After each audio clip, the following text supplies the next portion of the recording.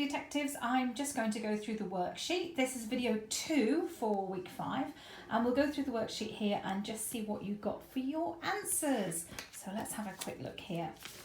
On our vocab booster, the word resist was from our story in Cuddly Dudley, and that was when people couldn't resist giving him a cuddle. So the resist means to stop yourself from doing something that you want to do. So draw a line between those two. Then the next word, worried. This was from the Goose in a Hole story, where Millie was worried about how the goose had disappeared, Katerina had disappeared from the pond. And if you're worried about something, it means you're anxious or concerned. So just draw a line to those. Then we had the word special. This was from the Crocodile Under the Bed because it was a special party for the Queen's birthday. And when something is special, the meaning is down here, it's unusual, something unusual or superior, something out of the ordinary or better than everything else. So that's something that's special. And the word sad, that was from the story of The Other Goose, because Katerina, at the beginning of the story, we found out she was sad because she didn't have a friend. And that meant to be unhappy or full of sorrow. And then we had the word disturbed. This was also from the Cuddly Dudley story, because he didn't like to be disturbed when he was in the little house. He wanted to be all by himself, and disturbed means to be interrupted. So your line goes there. And session, this also was from Cuddly Dudley. And this is where he had, at the end of the book, when he found all his brothers and sisters again, he had a big cuddle session with them all, and it means a period of time. So like you would have maybe a PE session or a music session, it's a period of time. And finally, the word mayor. We had this in The Other Goose and Goose in a Hole. He's the guy that's in charge of the town. So the definition of it here is a person chosen to run a town or city. So we can draw a line to there. So I hope you got those right, guys, and that will show me that you've understood all the words that we have been doing lately. Right, let's have a look at these plurals. So goose, did we start with a hard one there? Maybe. Goose, you don't say gooses. You don't stick an S on the end. You have to change it to geese. So it is an irregular plural, one of those that unfortunately you just have to learn as you go along. Now the word wife, this was one that has an F in. So in this case, we have to change that F to a V and add ES to make wives. And if you say wifes, it doesn't quite sound right, does it? But wives sounds correct. So that's how you can check. And the word party, again, this one's a little bit tricky because it ends in a Y and the letter before the Y is a consonant. So what the rule is to change the Y to an I, and then we add ES to make party. So the Y to an I and add ES. Now the word volcano, this was actually a slight trick for you because volcano can be spelt with just an S or an ES. Both of those spellings are actually acceptable. Normally with an O, the general rule is just add an S. There are exceptions, but there are a few words where both spellings are acceptable. Now the word guess, that ends in double S. So what to do to make that plural, you have to add ES. And one of the way you can check is if you write the word guess without writing the ES, you're going to end up with 3 letter S's in a row. And that definitely looks a bit strange, doesn't it? So if you were to write that, you think, oh, that doesn't quite look right, then you'll know there should be an E there. So that's not how we write it. We definitely put in an E before the S.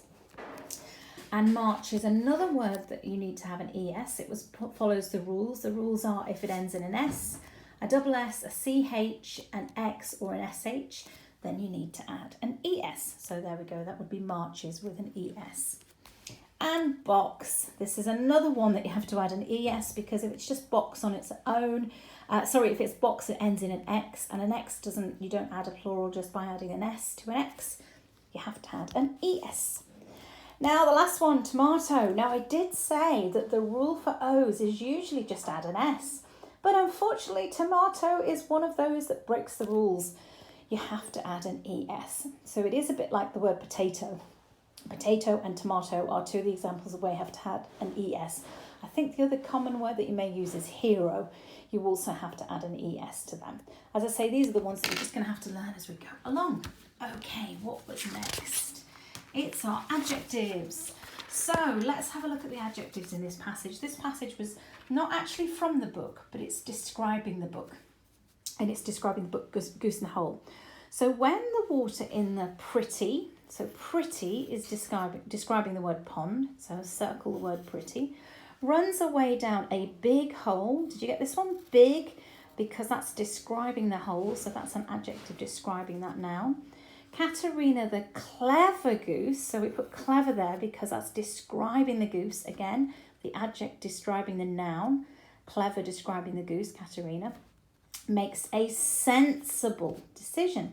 The word sensible is describing the decision. So that is also an adjective because it describes the decision. To follow the water underground. Her actions lead her young family, again the word young is describing her family, into an exciting, so there we go, that's another adjective, adventure.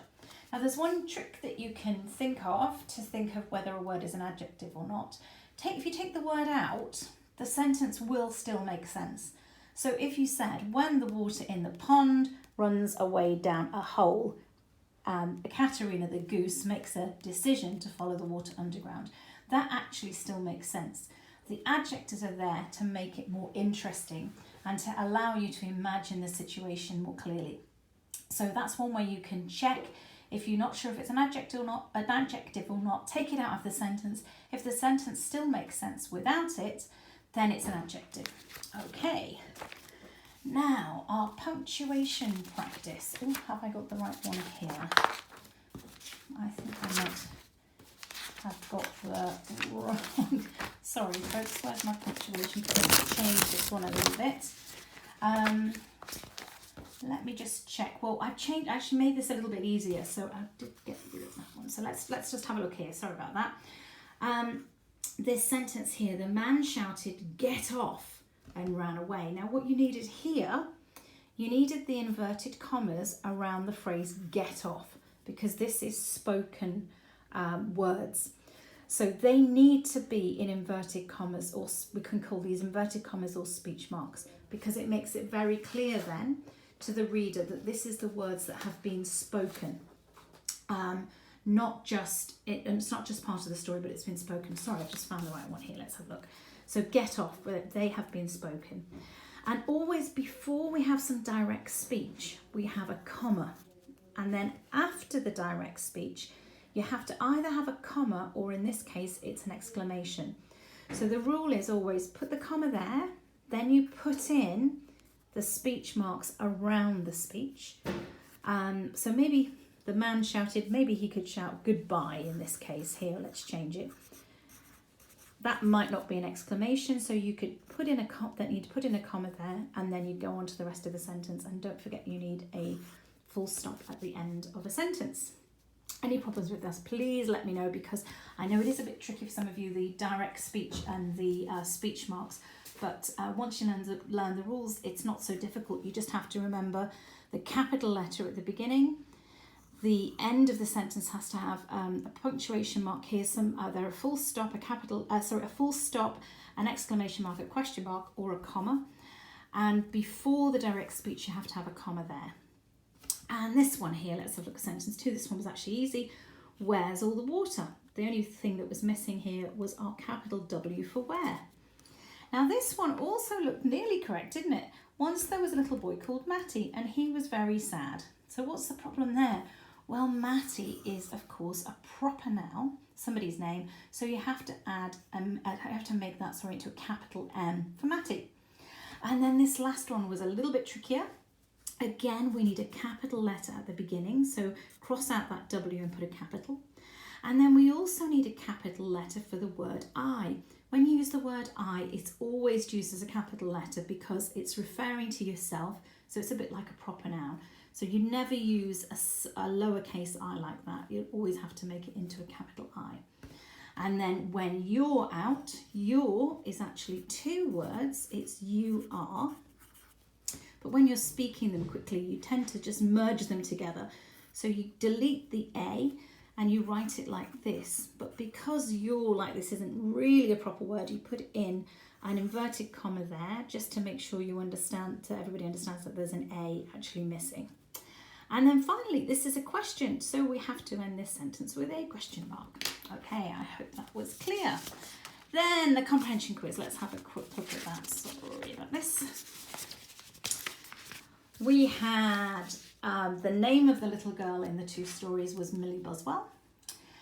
In Cuddly Dudley, what did everybody want to do to Dudley? They wanted to cuddle him. And then in Cuddly Dudley, where did he go when he wanted to be alone? Well, he ended up in a little wooden hut. But if you want to say he just went for a long walk, you could have said that as well. The crocodile under the bed, who was celebrating a birthday? It was in fact the Queen. And then also in the crocodile under the bed, who looked after Matty when the family went out? It was his grandpa. In the other Goose and Goose in the Hole, what was the name of Katerina's partner? It was Charlie. And then who chased the bank robber in the other Goose? That was Katerina. And this was a tricky one, but I hope you guys remembered. In the other Goose and Goose in a Hole, what was Miss Jones' job? She was the dance teacher. Okay, so I wonder if any of you could remember that. And then let's have a look at our research. These are the questions to do with the research that you did over the last couple of weeks for us. And that started off with research about penguins. And can they fly? No, they can't. Do penguins live in the northern hemisphere or the southern hemisphere? Easy, they live in the southern hemisphere. Now, what's the name for a male goose? Is it a gosling or a gander? It's actually a gander is the name for a male goose. A gosling is the name for a baby goose. What do geese eat? Well, they eat grass and small insects. Now, what's the name of a group of geese? What do we call a group of geese? Is it a gaggle or a waddle? Well, if you remember, waddle was how Dudley walked in the Cuddly Dudley story. So it's not that, it's definitely a gaggle. A funny word, but that's what it is. It's a gaggle of geese when you have a group of geese. What do penguins eat? They eat fish. What country was Judith Kerr born in? She was born in Germany. And can you name two of her books? Well, that's up to you. We've done quite a few books now, so you could have chosen anything. I wrote The Tiger Who Came to Tea and The Other Goose. Okay, now I'm looking forward to finding out which one of these was your favourite story and seeing your pictures. I can't choose. It's so difficult to choose my favourite story. I really love them all. But I have got a soft spot for The Other Goose because I think it's really sweet the way Millie realises that Katerina needs a friend. I think that's a very cute story. So I think that's probably my favourite. What was your favourite, guys? And I'm looking forward to seeing a picture that you've drawn there. Now I'll match the word to the picture. Bed. There's a picture of a bed. This is penguin. So you draw a line here to the picture of a penguin. Goose up to here. And crocodile, draw a line up to here. And then we had your handwriting pages, so I'm looking forward to seeing those. And let's have a look at our compare and contrast, or spot the difference. So we have that polar bear that was missing from the ice cap there. And if you notice, this seal or sea lion that's lying on the iceberg here is kind of brown in this picture, but in this one it's sort of grey, so there's definitely a difference. This walrus, it's got two tusks here, but only one tusk there. And look, this big iceberg that's in this picture seems to be missing from this picture. And there's a cloud here, which is missing from there. And there's a sun here, which is also missing from there. Now, they're all the ones I got. Were there any more? It's possible I missed some. You tell me if I didn't get any right. You can tell me which ones I've missed. Okay, and then our word search. We had the bird penguin going this way, horizontally. Crocodile was down that way vertically. Then we've got worried and birthday also going horizontally. Resist and whole also going vertically. And then sad, special and goose also horizontal. So I hope you could find those. And I'm looking forward to seeing your beautiful colouring. And then finally a quick look at our birthday hat maze. I'm sure there's probably more than one way to get through the maze, but I've just had a quick go and it looks like you go down here first, around this way, and here, and down and down and down and round this way, and up and round and out. So that's a good way to practice your pencil control skills. Okay, I shall be back with video 3 in a minute where I'm going to just read you a story. Okay, thank you, bye.